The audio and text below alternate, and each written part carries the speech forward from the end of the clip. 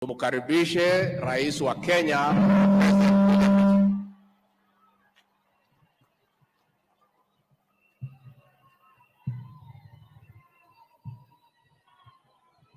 Wafanyakazi wa Kenya hoye!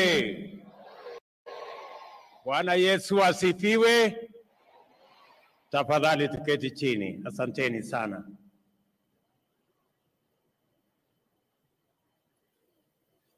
Kwanza mimi nataka nichukue nafasi hii kwa heshima kubwa katika siku hii ya Labor Day tarehe 1 mwezi wa 5 2023 kuwashukuru wafanyikazi wote wa Kenya na vile vile kuwapongeza wafanyikazi wote wa taifa letu la Kenya nikisema Happy Labor Day. Nichukue nafasi hii kuwashukuru ninyi na Wakenya wote kwamba mwaka uliopita tarehe 9 mwezi wa 8 sote tulienda kwa uchaguzi, tukachaguana kwa njia ya amani, tukamaliza ukabila na tukaweka taifa letu katika ramani mpya ya kwamba Wakenya wanaweza kutimiza haki yao ya kikatiba ya uchaguzi kwa njia ya ungwana na kwa njia ya amani. Mimi nataka niwashukuru wafanyikazi wa Kenya wote kwa sababu ya kushiriki katika uchaguzi huo kwa njia iliyofaa. Pongezi na asanteni sana.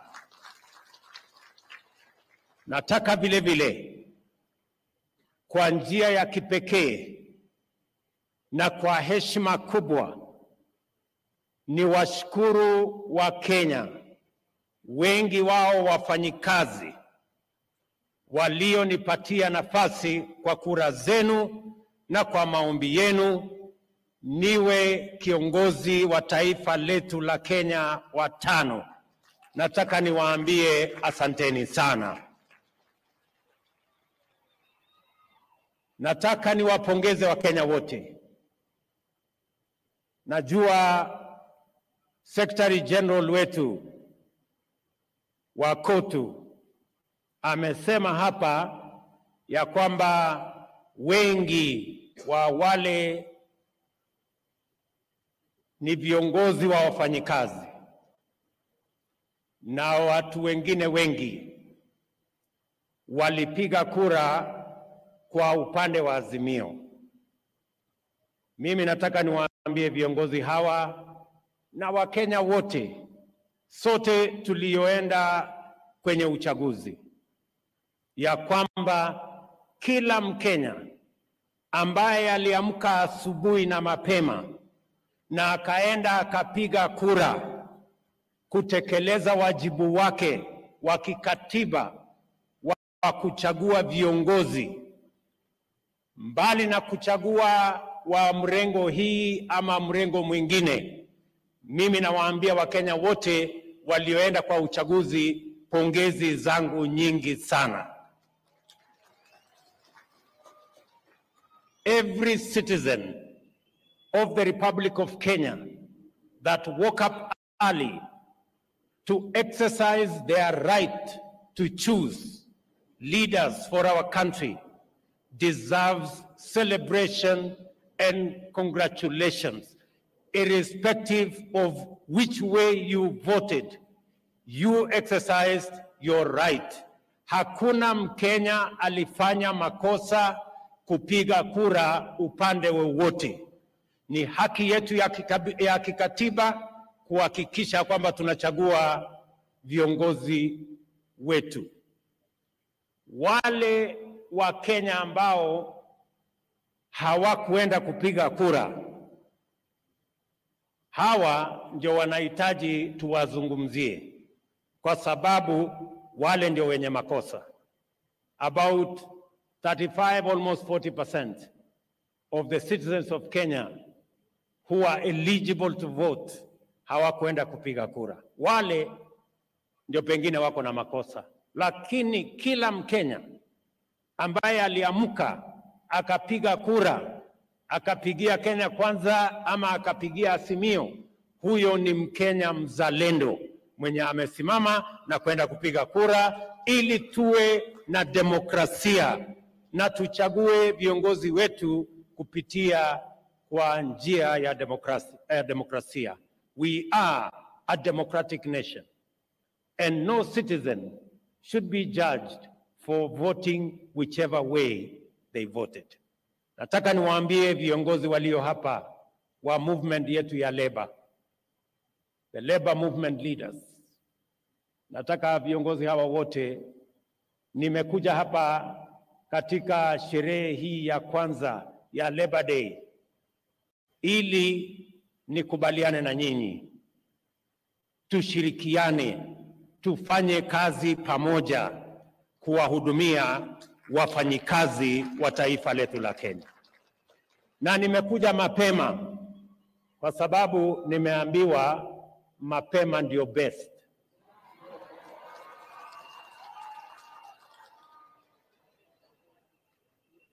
Najua wengi wenu mulinilima sana. Mimi nataka niwaambie, Waswahili wanasema yaliyopita si ndwele. Jameni, tushirikiane, tufanye kazi pamoja. Mimi niko tayari kushirikiana na nyinyi pamoja, tujumuike kushughulika na mahitaji na matakwa na yale mambo ambayo yatafaa wafanyikazi wa taifa letu la Kenya. I want to ask respectfully all the labor leaders in our republic wasimame. Tafadhali, waheshimiwa wasimameni. Tuwapigie makofi hawa wadosi. Mimi nimewaambia hawa wadosi wote, mimi niko tayari kufanya kazi na wao. Karibuni my friends, let's work together. Sawa sawa? Msikuwe tena na baridi kwamba huyu mtu tulimlima pengine hako na maneno na sisi. Mimi sina maneno na mtu. Nyinyi mlitekeleza wajibu wenu wa kikatiba kupiga mahali kura mlipiga. Ile imebaki sasa ni kwamba hawa wafanyikazi waliowachagua pia hawa wafanyikazi wamenichagua. So we share the employer. Nyinyi mmechaguliwa na hawa na mimi pia nimechaguliwa na hawa. Sisi wote ni wafanyikazi ya wananchi wa taifa la Kenya. Tushirikiane. Nataka niwaambie wafanyikazi wa taifa letu la Kenya ya kwamba pengine hatuna gold ama dhahabu, pengine hatuna almasi, ama pengine hata hatuna mafuta, ile kidogo yetu iko Turkana bado, lakini tuko na the most important resource in the Republic of Kenya that defines our country, and that is the Kenyan labor force. Wafanyikazi wa taifa letu la Kenya ndio rasilimali ya taifa letu la Kenya ya muhimu kuliko rasilimali ingine yeyote. The Kenyan workforce is what will shape the destiny of our country. Na kwa sababu hiyo, kwa sababu the Kenyan labor force is that important to the development of our country, we must look after it, we must work for it, and we must make it possible for it to grow, expand, and flourish. Ni jukumu letu kuhakikisha ya kwamba Wakenya wanapata nafasi ya kutosha kupata ajira, ndio wachangie katika kupeleka taifa letu la Kenya katika kiwango kipya. Nasema hivyo kwa sababu hata katika mazungumzo tulioenda kwa Wakenya wakati tulikuwa katika msururu wa mambo ya uchaguzi, kati ya mambo mengi tulioambiwa na Wakenya yanahusikana na wafanyikazi wa taifa letu. Na ndio sababu hiyo manifesto yetu, the bottom-up economic transformation agenda manifesto, is front, back, sides and center about the Kenyan people and the Kenyan workforce. Na ndio mimi nataka niseme hivi, katika mpango wetu, we need to expand, to grow and to develop the Kenyan workforce, because that is the jewel of the resources we have in the Republic of Kenya. Na ndio sababu hiyo nataka kusema mambo masita ya muhimu ambayo tunapanga kama serikali kuhakikisha ya kwamba tuko na wafanyikazi na wanafanya kazi katika mazingira na katika hali ambayo wako na usaidizi wa kuchangia katika kupeleka taifa letu la Kenya mbele.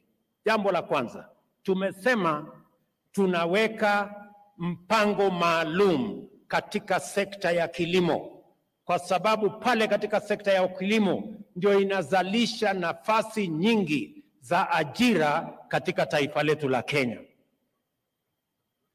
Ndio sababu tumeweka pesa bilioni 3 kukamilisha masoko katika kila constituency katika taifa letu la Kenya, ili kila mkulima tumsaidie aweze kufikisha mazao yake sokoni, mahali atakutana na wanunuzi, na tuondoe changamoto ya mabrokers na makartels ambao wanaharibu jasho ya mkulima kwa kununua bidhaa zake katika bei duni na kusababisha mkulima jasho yake ipotee. The reason why we are going to expand markets in all our constituencies, we have agreed with county governments on agricultural aggregation and industrial parks in every county, where we are going to spend as national government 5 billion shillings in the coming budget, and the county governments will spend equally 5 billion shillings so that we can aggregate our agricultural produce and give real value to our farmers by eliminating middlemen, cartels and brokers, so that the Kenyan worker in the farm can earn a decent wage and a decent living. Vile vile, tuko na export promotion program. Tuko na EPZ ya Athi River. Tuko na EPZ katika sehemu mbalimbali. Tunaweka EPZ Dongokundu. Tuko na EPZ mpya Naivasha. Tunaanzisha special economic zones zingine 5 katika taifa letu la Kenya, katika nia na mpango yetu ajira 1000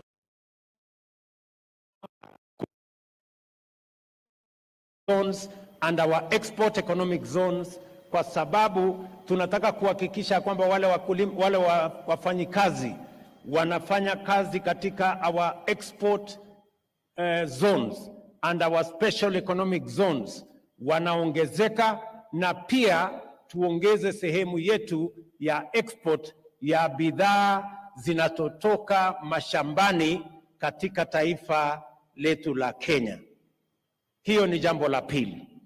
Jambo la tatu, tumekubaliana ya kwamba wafanyikazi, wafanyibiashara, wale wa small, medium and micro enterprises tuwe na mpango maalum, na ndio nimetengeneza wizara maalum ya cooperatives and MSMEs ili kushughulikia wafanyabiashara wetu wadogo, kuanzia mama mboga, kwa bodaboda, mtu ya kinyozi, mtu ya kiosk, wale wote tuwaweke katika mahali ambapo wanaweza kupata pesa ya kuendesha biashara zao, hata kama hawana title deed, hata kama hawana logbook. Tuwe na a new collateral mechanism that enables micro, small and medium entrepreneurs to access credit even if they do not have other securities.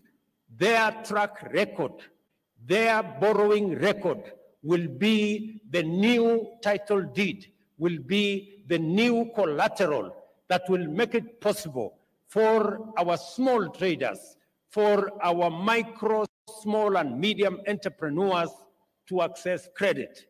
Tulianzisha miezi 6 iliyopita Hustler Fund ambayo leo imekopesha pesa bilioni 27. Wananchi wameshalipa bilioni 17, na wananchi ambao wamekopa hiyo pesa ni karibu wananchi milioni 15. Nataka niwatangazie ya kwamba kuanzia mwezi ujao tutapeleka Hustler Fund katika awamu ya pili, mahali sasa wewe mfanyibiashara wa kiosk, wewe mfanyibiashara wa kinyozi, na wewe jamaa wa bodaboda unaweza kukopa shilingi 10,000 hadi shilingi 200,000 kuanzia mwezi ujao. Hiyo ni katika nafasi yetu ya kuhakikisha ya kwamba wafanyabiashara wetu wadogo pia wanaweza kuchangia katika kuajiri watu 2, watu 5, watu 10, because we believe kazi ni kazi. Si tulikubaliana namna hiyo jameni? Jambo la 4, tumekubaliana ya kwamba sekta yetu, the digital economy, tulikubaliana ya kwamba tutaweka ile tunaita digital superhighway. Juzi nilikuwa Malava, siku hiyo ingine nilikuwa Kisii, tulikuwa Kwale, katika mpango ambayo tuko nayo sasa tunafanya na TVETs. Tumeleta kompyuta 20,000 katika zile TVETs. Sasa tunataka wabunge wetu, tutashirikiana na wao, tuwe na digital hubs in every ward in the Republic of Kenya, so that we can tap into the digital economy and we can move our young people in their millions into digital jobs, kwa sababu kuna ajira ajabu katika sekta ya teknolojia, na kwa sababu Wakenya ni wafanyikazi na umaarufu ya wafanyikazi wa taifa letu la Kenya inajulikana kimataifa. Hiyo sekta ambayo vijana wengi wa taifa letu la Kenya ni wanaelewa zaidi the digital space. The reason why we are expanding our digital footprint across the country is because we want to tap and connect our young people with digital jobs that will be possible under the whole program that connects young people to jobs anywhere in the world.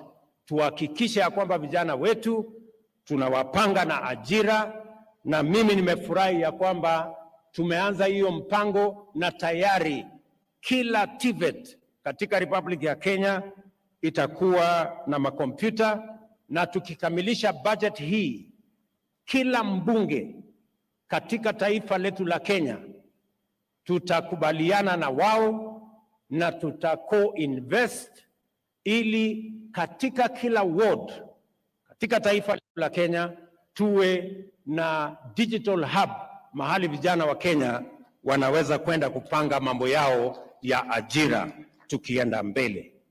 Tumekubaliana vile waziri hapa amesema ya kwamba tuko na nchi nyingi ambazo wanatuuliza wanataka wafanyikazi wa Kenya. Nilikuwa Ujerumani na kiongozi wa Ujerumani atakuwa hapa on Thursday. Chancellor wa Ujerumani atakuwa hapa Thursday.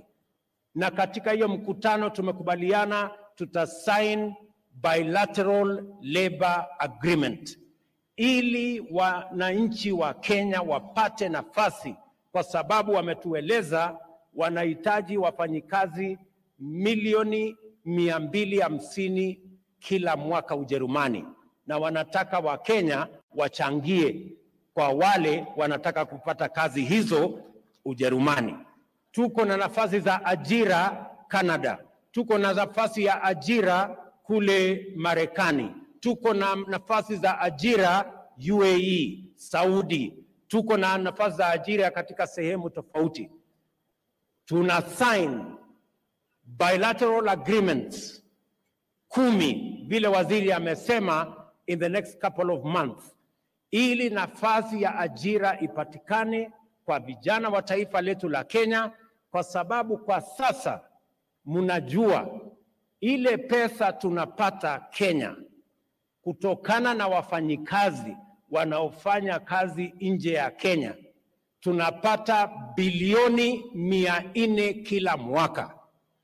Wale wafanyikazi wanafanya kazi nje ya Kenya hata wamepita pesa tunapata kwa chai, wamepita mapato yao imepita pesa tunapata kwa kahawa ama hata horticulture, kwa sababu ni nafasi nzuri. Na nchi nyingi duniani imejenga uchumi zao kwa kupanga vile wafanyikazi wao ama wananchi wao wanaweza kupanga ama kupata ajira katika nchi zingine. So tutakuwa na mpango ya kuzalisha ajira hapa nyumbani, na vile tutakuwa na mpango ya kuzalisha ajira ama nafasi za ajira katika nchi zingine. Jambo la 5,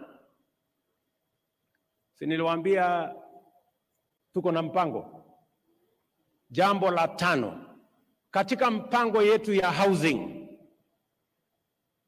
tumesema ya kwamba tuko na upungufu wa manyumba. Wananchi milioni 6.5 Kenya wanaishi katika vitongoji duni katika miji yetu. Hapa Kibera, kule Mathare, Kawangware, sehemu hizi zote. Na nafasi hiyo tunaweza kuibadilisha, ile changamoto ya kukosa nyumba tunaweza kuibadilisha iwe ni nafasi ya kupanga ajira ya vijana wetu. Tumekubaliana kama serikali ya kwamba tutakuwa tunajenga nyumba 200,000 Kenya mzima kila mwaka. Na hizo nyumba 200,000 tunahitaji vijana zaidi ya 1,000,000 kutusaidia kama plumbers, electricians, watu ambao ni carpenters, wale masons, wafanyikazi wa mkono, wale wote tunahitaji vijana zaidi ya 1,000,000 kutusaidia katika hiyo mpango. Mimi najua ya kwamba kazi hiyo, nimeanzisha nyumba kadhaa hapa Nairobi. Hapa Nairobi saa hizi tumefikisha nyumba 40,000 ambazo tunajenga. Nitakuwa hapa Makongeni tena in the next 1 month kuanzisha nyumba 30,000 zingine. Na tunataka kuhakikisha ya kwamba hiyo mpango katika budget yetu tumeweka nyumba 100 katika kila constituency as the catalyst ya kuhakikisha kwamba tunaanza kuspread mambo ya ujenzi wa manyumba, ili tuhakikisha kwamba vijana wetu wanapata ajira. Watu wengi na naona viongozi wengine wanashinda wakishangaa, mbona huyu Hasla anasukuma sana mambo ya ujenzi wa manyumba. Sikizeni. The reason why we are pushing the housing plan ni kwa sababu nchi zingine wamegundua ya kwamba ajira, huwezi tu kusema ajira itapatikana. You must have a plan. Huwezi tu kusema uchumi itakuwa alafu ajira itapatikana. Hapana, lazima uwe na mpango. You must be deliberate about where and how many jobs you are going to create in which sector and for what reason. Wale ambao wananiuliza maswali kwamba hii nyumba unaongea juu yake, wewe uko na haja gani na ile nyumba mimi naishi? Siwache tu mimi nijipange na nyumba yangu. Mimi nataka niwaambie hawa wadosi, tafadhali, unajua mpango ya housing sio nyumba peke yake tunatafuta. Hapana, tunatafuta pia ajira ya hawa vijana, kwa sababu na hiyo ndio muhimu hata kuliko ile nyumba tunajenga. Kwa sababu tusipopanga ajira ya hawa vijana, watakuwa wanatungojea barabarani, watakuwa wanahangaika mitaani, wataingia kwa madawa ya kulevya na sote tutapata hasara. It is important, and I want the good people of the labor movement who are here to listen to me very carefully. I know muko na maneno kidogo na mimi hapo, lakini I am going to explain myself mpaka tukubaliane vile tutaenda mbele pamoja. Mimi nataka tukubaliane hivi. I said 5 things. I said 6 things. Nimekamilisha. Nimesema mpango yetu ya housing, mpango yetu ya kilimo, mpango yetu ya MSME, mpango yetu ya housing, mpango yetu ya digital na mpango yetu ya diaspora. Ndio tunataka tutumie kuzalisha ajira, nafasi ya ajira, kwa sababu nafasi ya ajira ni muhimu kwa vijana wa taifa letu la Kenya. Otherwise, we are not going to solve the unemployment problem unless we have a plan on how we are going to solve it. Ya tatu, jambo la tatu. Ili hii mpango yote hii iendelee, lazima vile vile tuhakikishe ya kwamba wafanyikazi wa taifa letu la Kenya pia wanashughulikiwa. How are we going to make sure that the Kenyan worker is ultimately going to reap a benefit from their work and from their sweat? Jambo la kwanza, how do we protect the Kenyan worker? How do we serve the Kenyan worker? How do we work for the Kenyan worker?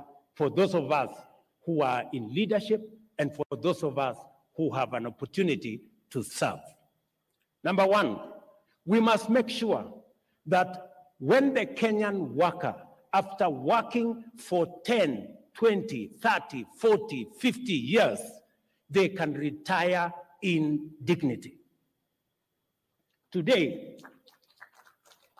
Bwana Atwoli na hawa viongozi, nataka niwaongeleshe as one of you, as a leader like you. Hawa wafanyikazi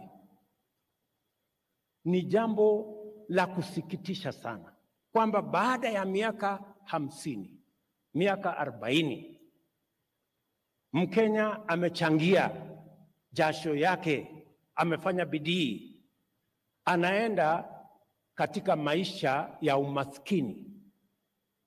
Kenya, the Global Age Watch Index, you people in the labor movement should know it. The Global Age Watch Index inasema Kenya, kwa zile nchi ambazo zimefanyiwa utafiti, Kenya ni nchi namba 72 kwa nchi 96. Karibu sisi tuko mkia kwa wale watu wanaenda nyumbani ama wanaretire kwa umaskini. Why should the Kenyan worker retire into poverty? Lazima tujiulize. Lazima nyinyi kama viongozi wa labor movement, you must ask yourselves, How can you be leaders in the labor movement when the people you lead end up in retirement, in poverty? And it is the reason why mimi nimekuwa na shida sana na mzee Atwoli for a very long time. Nilikuwa nauliza Atwoli, wewe unapinga hii 6%.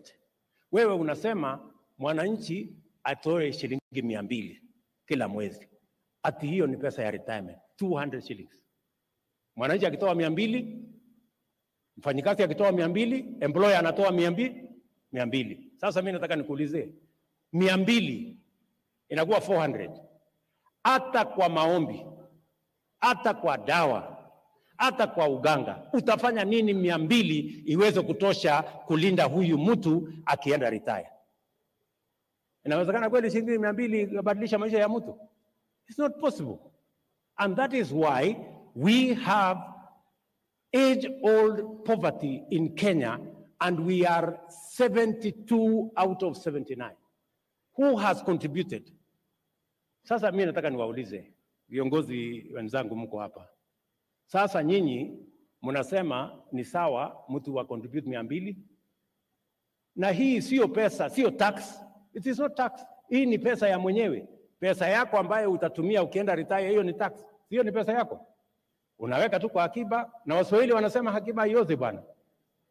Ama namna gani? So the reason why I was pushing that we change this contribution structure ya mambo ya NSSF kutoka shilingi 200 mpaka 6% ni kwa sababu tunataka wafanyikazi wetu baada ya kufanya kazi miaka 20, 30, 50 waende nyumbani wakiwa na pesa ambayo watalipwa kila mwezi, mpaka kila mtu aweze kwenda hiyo safari ya mbali akiwa anaishi maisha yenye heshima.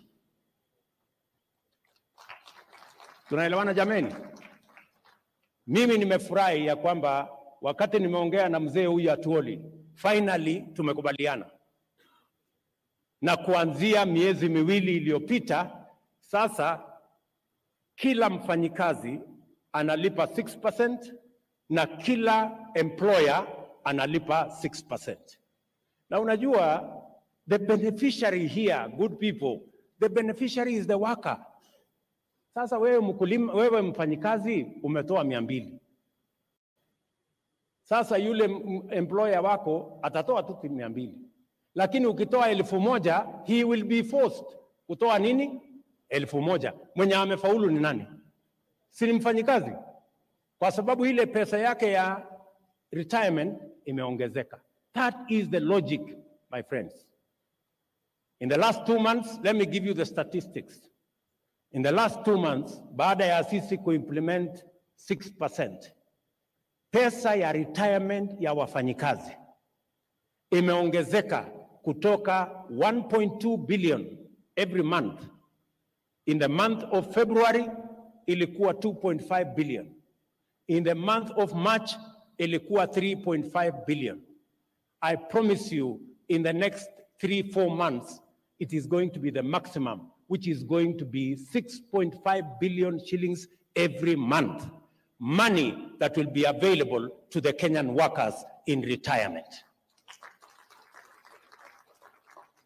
Nyinyi mnanielewa jameni? That is the thinking practice. Mimi nataka niwahakikishie, kama mimi pia nikiwa ni mfanyikazi, nimeajiriwa kama vile nyinyi na wananchi wa taifa letu la Kenya, ya kwamba hiyo statistics ambayo nimepatiwa kutoka Wizara ya Labor ni kwamba we are only at around 60%. Wale watu ambao wame ratify na tayari sasa wana contribute from the 3.6 million workers we have on payroll, already 2.5 million wameanza kulipa 6%.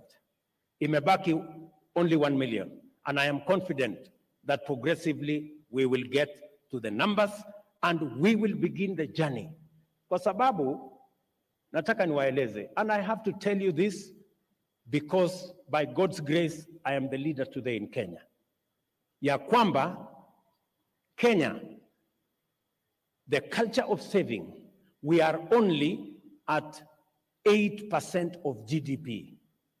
Nchi zingine ziko all the way to 55% of GDP.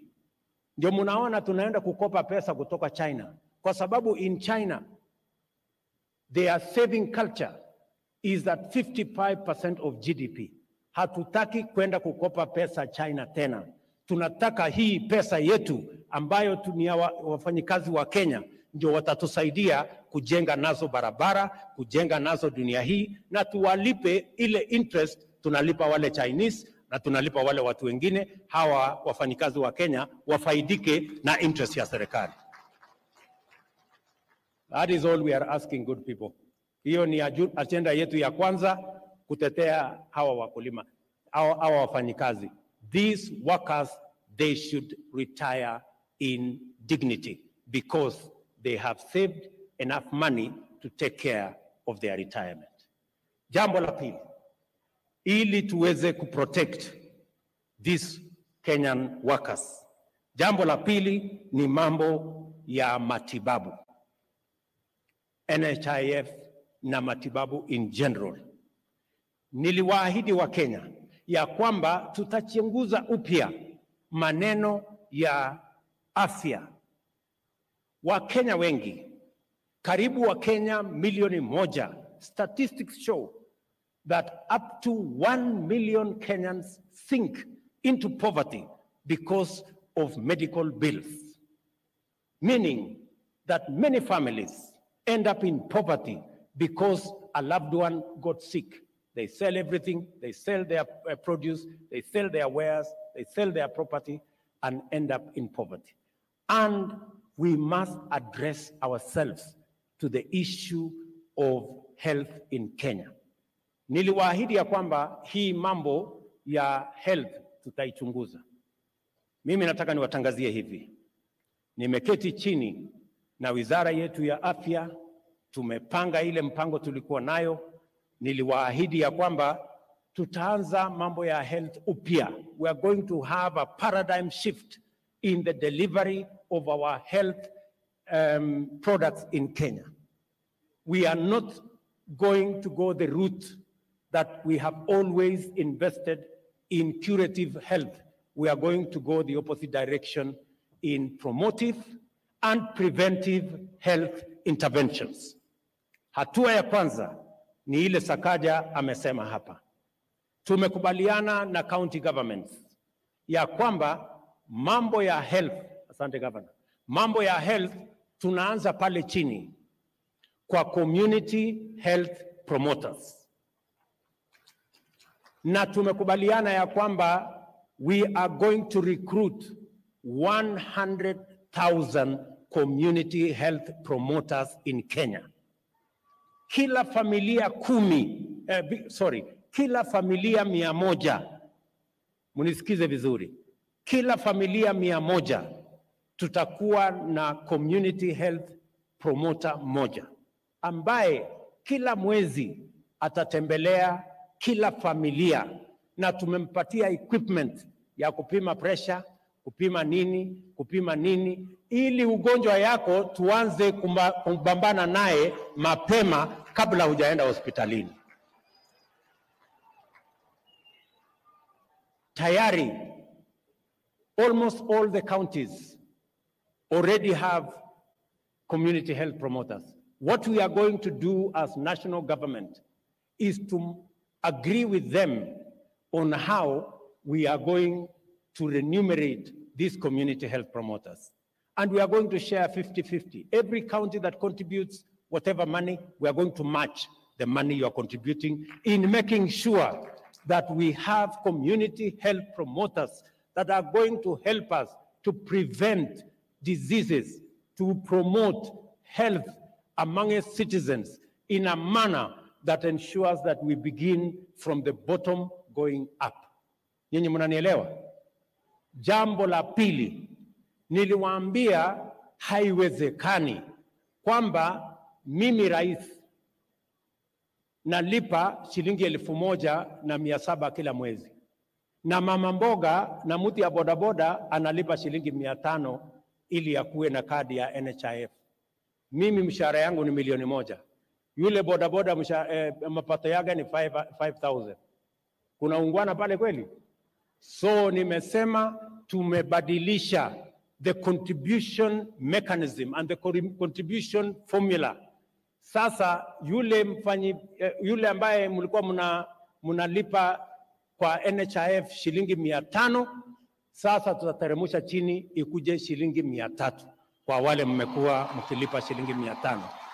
Kuanzia mwezi wa 7 tukikamilisha budget na mimi ambaye ni rais ambaye nimekuwa nishikilipa shilingi 1,000, sasa mimi nitalipa shilingi 27,500, na hao wengine katikati hapo watalipalipa hapo kidogo kidogo namna hiyo, so that we have an equitable contribution mechanism. Every one of us is going to contribute 2.7% of their earning to NHIF so that we can carry this load of health equally. Na vile vile tumeweka mpango mzuri ili kila mwananchi apate nafasi ya kuweza kupeleka watu wao wakiwa wagonjwa. Kwanza tuna ile ambayo tunaweza kumalizana nayo kule mashinani, tumalizana nayo. Hakuna haja ya mtu mwenye ako na homa anaenda Kenyatta National Hospital. Homa tunaweza kumalizana naye huko kwa kijiji. Ni kweli ama si kweli? Iko haja ya mtu ya homa aende Kenyatta National Hospital kuleta congestion? Sisi tunamalizana naye mashambani huko nyumbani, community health promoter, health center, dispensary hapo tunamalizana na hiyo hapo. Tumekubaliana jameni? So we have a deliberate plan on how we are going to change how we deliver health in the Republic of Kenya, because that is the timely intervention that is necessary for our republic at this point in time. Nasema hivyo kwa sababu we want to serve the Kenyan worker and protect the Kenyan worker so that they can work optimally for us and work for their country and work for our nation. Jambo la tatu ambayo lazima tufanye ili kuwasaidia wafanyikazi wetu, nimesema lazima to protect their old age, lazima to protect their health, na vile vile sera mpya. We are going to have a new wages and remunerations policy. Tunatengeneza sera mpya ambayo itashughulikia ni nani analipwa pesa ngapi.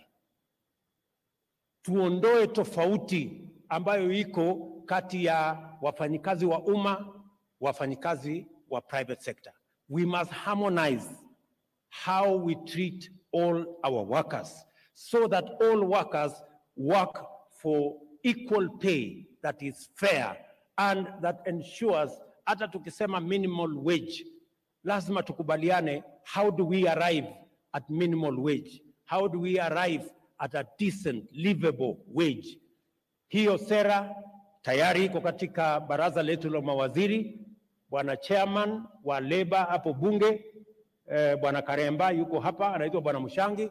Tutalete hiyo sera bunge, alafu nyinyi kama bunge mtatembelea hawa wafanyikazi wa Kenya wote, walete mchango wao vile wangependa hiyo sera itekelezwe kwa manufaa ya wafanyikazi wote wa taifa letu la Kenya.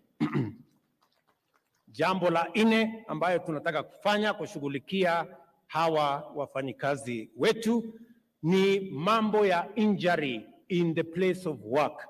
Kuna wafanyikazi wengi wanaumia pale kazini, na inakuwa ni changamoto kubwa kupata compensation. Wengi wanakuja pale katika wizara ya Labour, wanahangaika ofisi hii, wanahangaika ofisi hile, kwa sababu tumesema ile mpango iko sasa for compensation around injuries at the place of work ni kwamba it is the employer who bears liability. We want to change the structure because some employers run away from that responsibility when it happens. We are going to change that whole framework so that it becomes a social insurance scheme called the Workers' Compensation Fund, so that it is predictable, so that every worker has access, na pia itakuwa rahisi kwa employers, so that employers don't carry too much burden when their employees are injured. They only contribute an insurance premium that will ensure that if workers are injured, there is a fund that will make sure they are paid. Some of the workers lose their limbs, they lose their hands, and that is what makes them underpaid. We must be able to compensate workers in that manner. Vile vile, mimi nataka niseme ya kwamba wakati nimekuwa hapa, nimeona vibango ambazo zimepita hapa.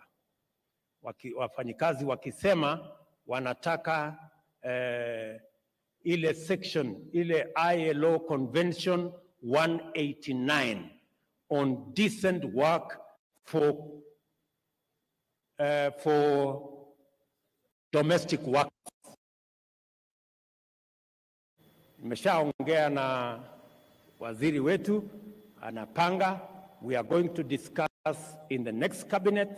My deputy here is going to lead that charge so that we can conclude and we can ratify the Convention on Decent Work for Domestic Workers, ILO Convention number 189. Nataka vile vile niwahakikishie ya kwamba ILO Convention number 190 ambayo pia inashughulika na maneno ya elimination of violence and harassment in places of work, ILO Convention number 190, together with ILO Convention number 189, to ensure that workers can go to work, there is no harassment, there is no intimidation.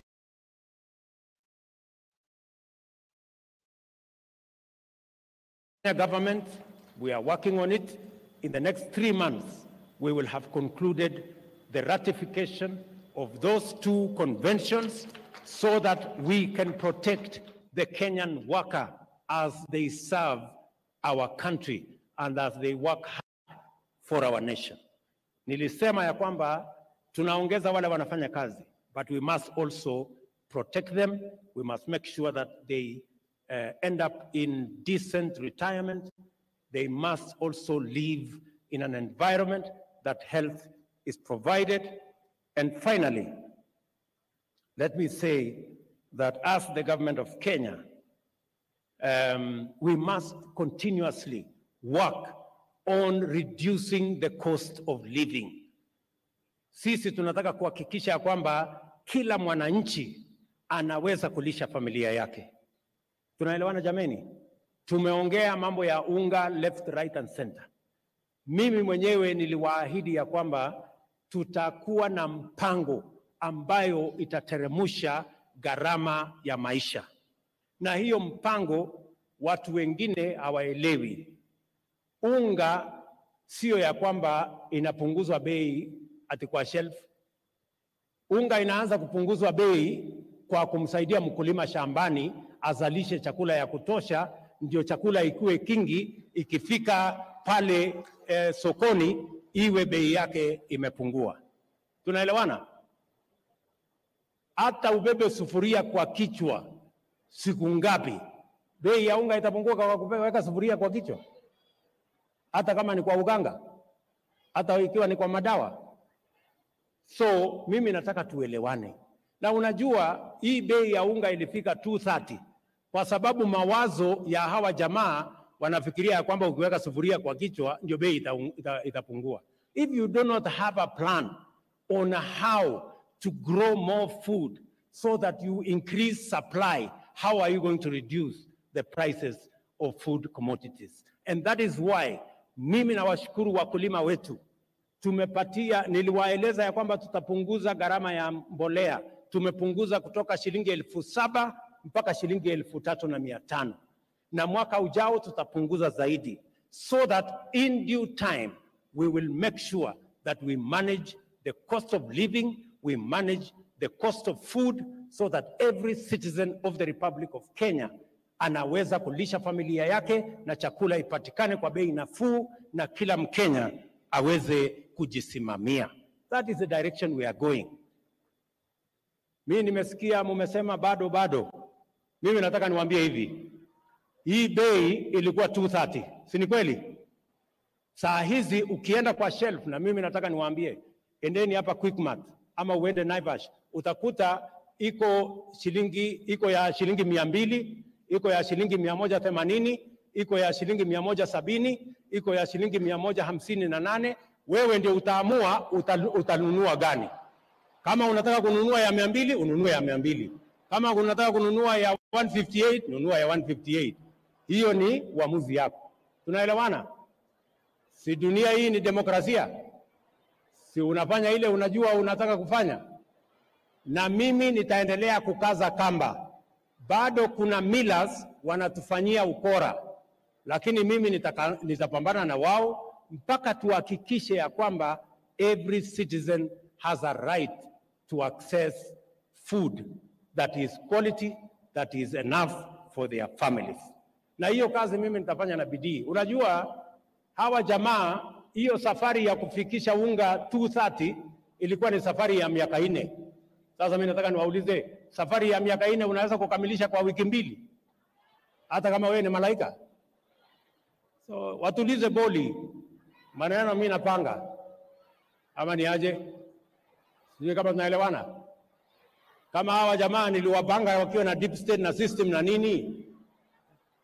Anyway, wacha nisilete siasa nyingine ambayo wachana na hiyo story.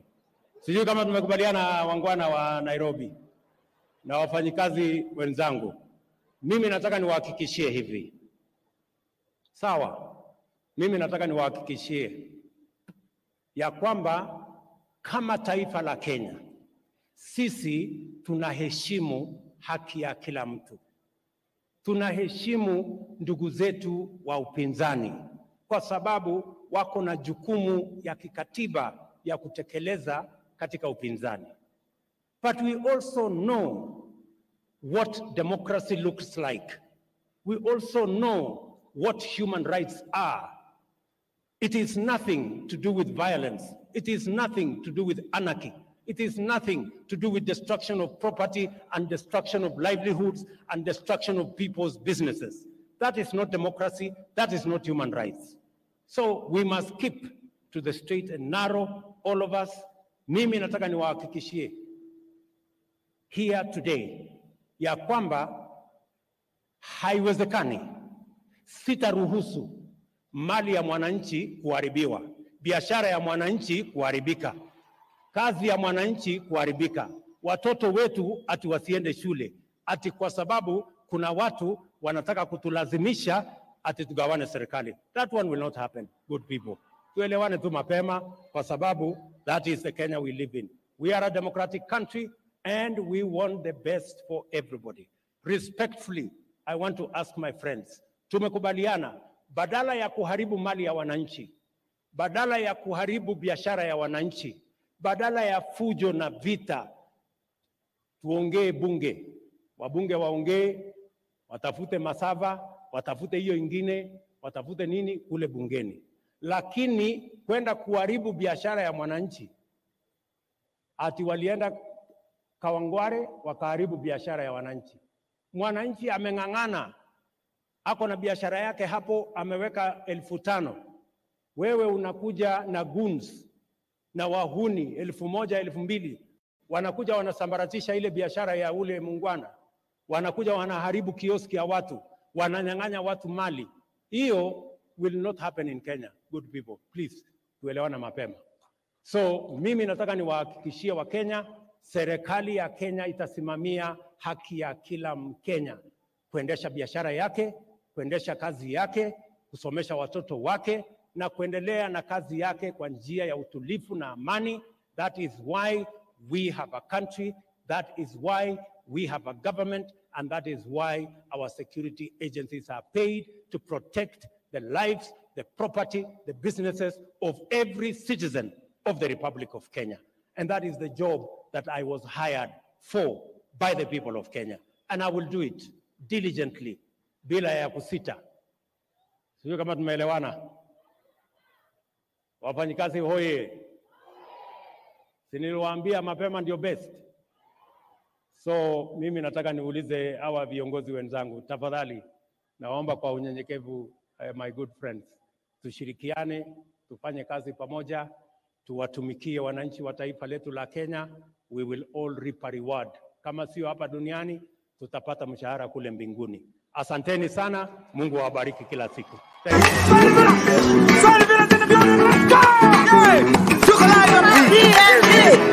Thank you.